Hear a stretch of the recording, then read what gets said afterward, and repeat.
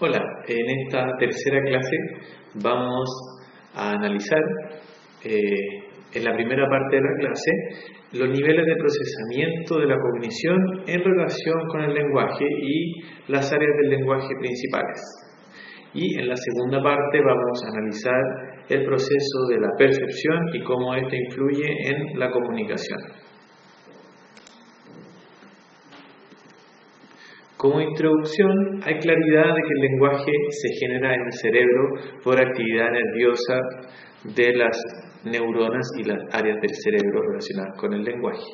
Hay diferentes posturas de cómo se produce, hay diferentes teorías, hay diferentes modelos. Existe un desarrollo histórico asociado, también nosotros estamos en un lugar en la historia donde hay ciertos hallazgos que se conocen y ciertos hallazgos que todavía no se descubren. Luego de comprender los hallazgos que existen, podemos comprender los modelos que explican el funcionamiento del lenguaje.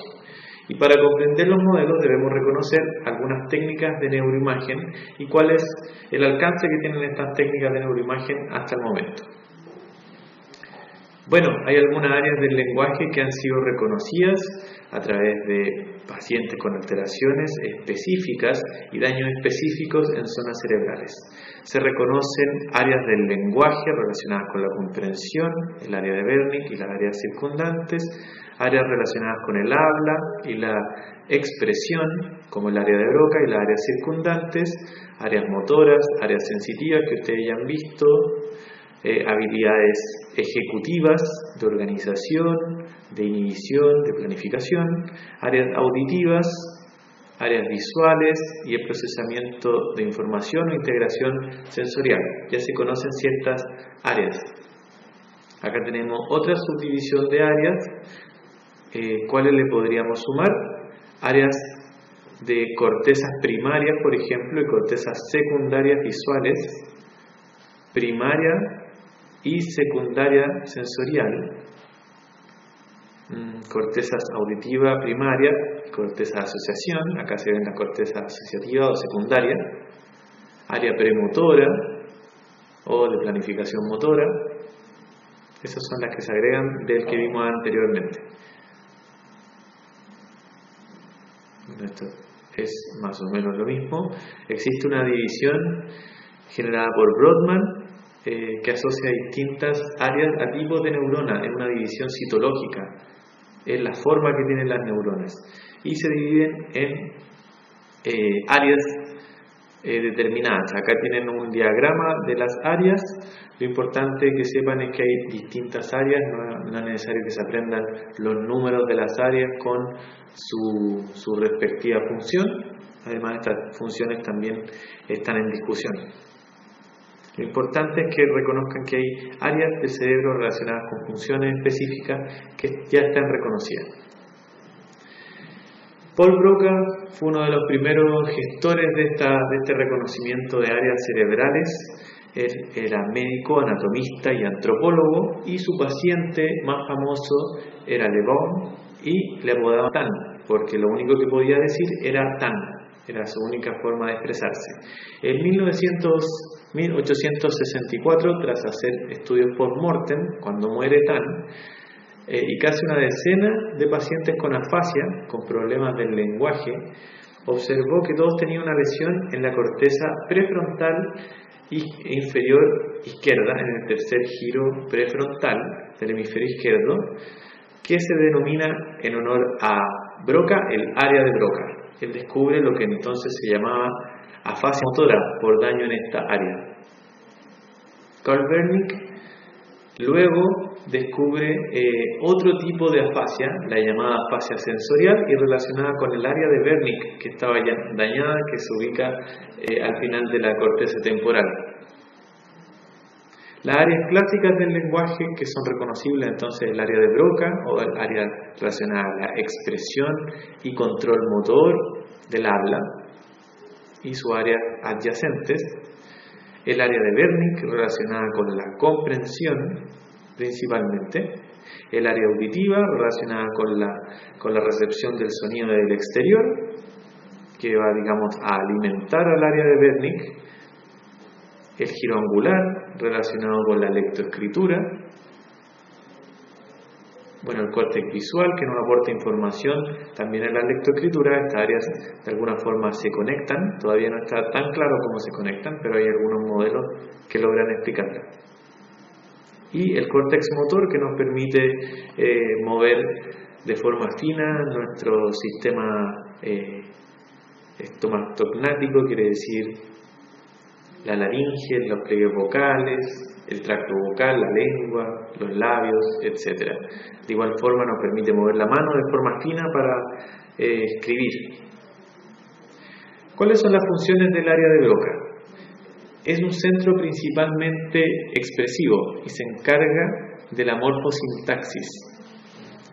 Está encargado de la creación de oraciones cohesivas en un uso de un lenguaje funcional, es decir, la revelación de las palabras en una oración.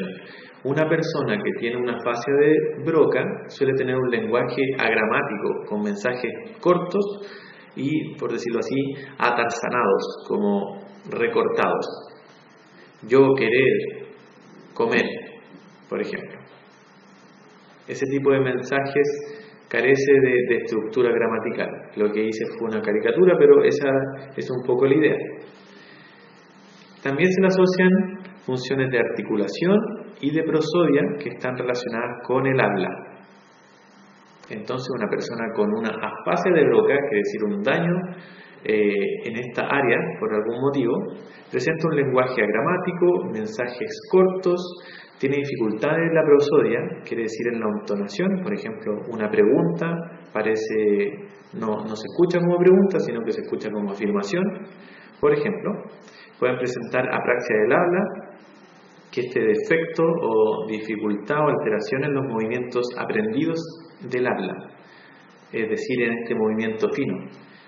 Si podemos hacer una analogía, es, por ejemplo, si uno tiene un accidente y olvida aprender a andar en bicicleta, pero puede correr, puede caminar perfectamente, pero ese movimiento fino que implica andar en bicicleta lo perdió. En este caso, el movimiento fino del habla se pierde. Bueno, este es un video de una persona con afasia de Broca, lo vamos a ver en las horas presenciales. Las funciones del área de Wernicke: es un centro principalmente comprensivo y en este centro se seleccionan los morfemas o las unidades de contenido básico, la raíz de las palabras. ¿Cómo funciona este centro? Se cree que recoge o asocia sonidos o imágenes y las conecta con este significado, con este significante verbal, quiere decir, los conecta con la palabra. Vemos una muralla, por ejemplo, y accedemos a la palabra. Este centro permite acceder a la palabra que está almacenada en la memoria y la permite retener un momento para poder armar un enunciado, una oración. También nos permite atribuir un significado, ya que si logra reunir, por ejemplo, una secuencia de letras, y esa secuencia de letras, que es una palabra, y le damos significado, eso es lo que hace el área de Broca. Lo asocia a un significado. Así que atribuimos significado a lo que escuchamos y también a lo que leemos. Las personas con afasia de Wernicke suelen tener parafasias fonémicas, quiere decir que producen palabras con errores fonológicos, por ejemplo, la saya en vez de la silla. Semánticas, por ejemplo, en vez de decir la silla, dice la mesa, o de otro tipo. Y presentan principalmente defectos en la comprensión auditiva. No pueden seguir una orden, incluso sencilla, si es que la alteración es severa. ¿Cómo las personas tienen una afasia de Wernicke? Bueno, porque se dañaron de alguna forma el área de Wernicke con algún tipo de lesión. La diferencia entonces entre la afasia de Wernicke y la afasia de Broca es que las personas con afasia de Broca tienen problemas comprensivos, pero no son tan grandes y tienen muchos problemas expresivos. Emiten mensajes cortos, sin gramática, con dificultades para crear oraciones. Por otro lado, las personas con afasia de Wernicke les cuesta mucho comprender lo que escuchan, pero ellos sí pueden crear oraciones. El problema es que crean oraciones que no tienen mucho sentido, porque no logran Seleccionar bien las palabras. Si recuerdan, este es el centro de atribuciones de significado. Así que no pueden acceder a esas palabras correctas y pueden emitir mensajes incoherentes. Se escuchan ligados, se escuchan unidos, parecen oraciones o discurso conectado, pero finalmente es un discurso sin un significado claro o también llamado discurso vacío. Bueno, acá también hay un video que vamos a ver en las horas credenciales de un paciente con afasia de Wernicke. También se suele hablar de esto, que existe una división entre el hemisferio derecho y el hemisferio izquierdo. Se le atribuye al hemisferio izquierdo las habilidades de lenguaje, de discurso, de escritura y de cálculo, y al hemisferio derecho la percepción tridimensional, el canto, las habilidades musicales y la habilidad artística en general. Ahora bien, ¿qué pasa con el hemisferio derecho? ¿Existen algunos centros en el hemisferio derecho o algunas funciones del hemisferio derecho relacionados con el lenguaje? Veamos primero los cuadros neuropsicológicos por daño en el hemisferio derecho. Si una persona se daña el parietal derecho, puede tener una negligencia hemispacial, quiere decir que toma atención de solo una parte de un campo visual. Anosognosia, que es ignorar la propia enfermedad. Desorientación topográfica, no se orienta en el espacio. Asomatognosia. Si hay daño en el lóbulo, estas son, si se fijan, tienen que ver con percepción, autopercepción o percepción visual. En el lóbulo temporal, déficit de construcción, quiere decir de mezcla de formas, alteraciones en el procesamiento musical, alteraciones en la memoria no verbal, interpretación pobre del contexto. Si se fijan, esto se relaciona mucho con la comunicación verbal. Si uno no interpreta bien el contexto, no puede interpretar bien un mensaje contextual. Y nosotros vivimos en un mundo lleno de mensajes contextuales. Si uno dice, nos vamos a la C304, ese nombre de sala se conoce contextualmente, se interpreta en un contexto. No sirve decir eso en distintas partes de Temuco o en distintas partes de Chile. Tenemos que estar en ese contexto para que tenga sentido. El lóbulo frontal se relaciona con dificultades de planear y resolver problemas, distractibilidad, falta de iniciativa. Las personas pueden tender a perseverar, repetir el mismo error muchas veces. En cuanto al lenguaje, no es dominante para la mayoría de las personas, pero existen casos de personas que tienen lesiones en el hemisferio derecho y cursan con afasia. El 1% de los casos, y esto se le llama afasia cruzada. Es un cuadro de trastorno del lenguaje por daño cerebral, pero en el hemisferio derecho. ¿Qué relaciones tiene el lenguaje y el hemisferio derecho? Una persona con un daño en el hemisferio derecho puede tener déficits pragmáticos. Como tienen alteraciones, por ejemplo, en la interpretación de los sonidos, la prosodia, quiere decir la entonación del habla, es un sonido. Así que si se altera, se pueden alterar la percepción de la prosodia. No vamos a entender entonces el significado figurado, la ironía. Por ejemplo, si me dice, ¡ay, que está bonito eso, ¿no? Bonito, ¿no? Esa era una ironía. En realidad no queremos decir eso. Así que tampoco van a captar el humor y van a perderse algunas inferencias, algunos chistes, algunas ironías.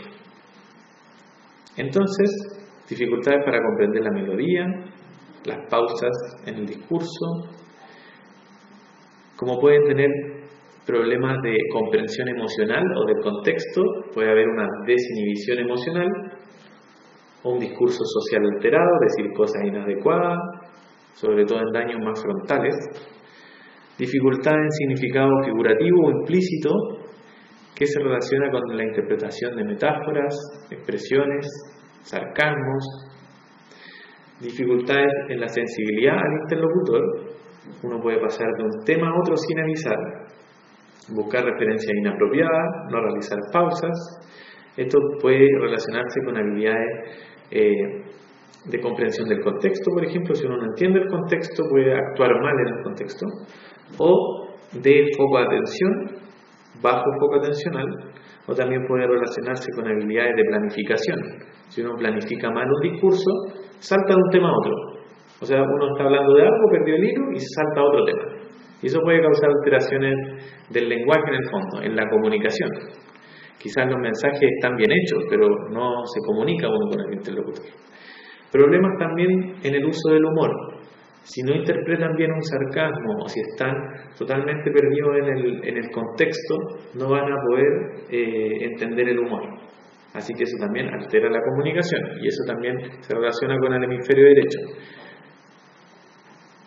Y la interferencia también, la capacidad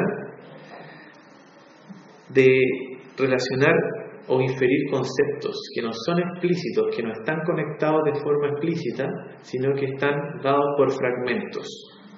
Las personas que tienen dificultad en reconocer el contexto van a tener dificultad en pegar estos fragmentos y darle sentido. Así que si estamos hablando de un contexto, viene un corte, por ejemplo, me interrumpe, estoy hablando con alguien y me interrumpe otra persona, ahí se perdió la línea contextual. Y después, al retomar la conversación con la persona, puede haber una desorientación sobre el tema o puede haber una alteración, digamos, en esta línea comunicativa. Vamos a ver en la hora presencial algunas técnicas de neuroimagen, un vistazo general sobre la neuroimagen. Dudas aún no resueltas. Existen problemas comprensivos en pacientes con afasia de Broca. ¿Por qué? Todavía se está discutiendo. Si se supone que es un centro de expresión, un centro donde se procesan mensajes y se le da una coherencia morfosintáctica y se relaciona con las áreas motoras o las áreas productivas del lenguaje, porque hay problemas comprensivos. Bueno, algunas cosas que se han teorizado es que como Broca procesa la morfosintaxis, también colabora en la comprensión de la morfosintaxis, de la forma de la oración. ¿El lenguaje es modular desde el nacimiento o se genera por la especialización de las áreas? ¿Estas áreas vienen predefinidas o estas áreas se producen por la especialización o el entrenamiento? Todavía no se establece bien este tema. ¿Hasta qué punto la especialización neurofuncional inicial incide en las habilidades del lenguaje? Si recuerdan, las áreas de Brodmann tenían una especialización neurofuncional, por lo menos a nivel citológico, un tipo de neurona en cierto sector. ¿Eso incide en las habilidades del lenguaje? Por ejemplo, que una persona tenga más neuronas de tal tipo en ese sector, ¿va a influir en las habilidades del lenguaje? Eso tampoco ha sido resuelto y son temas de investigación. Bueno, en la segunda parte vamos a ver algunos modelos y conexiones entre la cognición, el lenguaje y el pensamiento. Vamos a revisar algunos modelos de procesamiento.